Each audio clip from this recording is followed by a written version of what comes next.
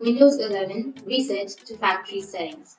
So if you want to reset the factory settings on your Windows 11, then first open up your PC or laptop, and then you need to simply go for the settings, search for settings, and open up the settings application.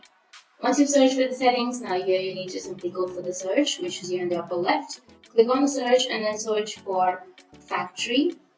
And once you've searched, here you will have reset this PC option. Tap on reset this PC, and here you will have reset PC option. So if you want to reset, then you need to choose to keep or remove your personal files, then reinstall the Windows. So if you want to reset your PC, or if you want to reset to factory settings, click on reset PC and it will take you to this kind of interface. Where if you want to keep your files, then you need to click on keep my files, which will remove all of the app settings but keep your personal files. But if you want to remove everything on your PC, then click on this remove everything, which will remove all of your personal files, apps, and settings. So you can simply choose any one of these options. So once you choose keep my files, it will take you to the next option.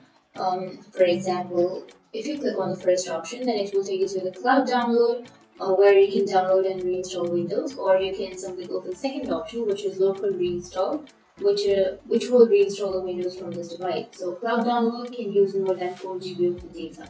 So if you want to proceed, you need to click on these two options, whichever is comfortable, or you can simply go back and then you can go for remove everything. So once you click on remove everything, it will take you to the same page where it will have the cloud download and the local reinstall. So you can simply choose any one of these options and it will reinstall your Windows, and your PC or your laptop will be reset to factory settings.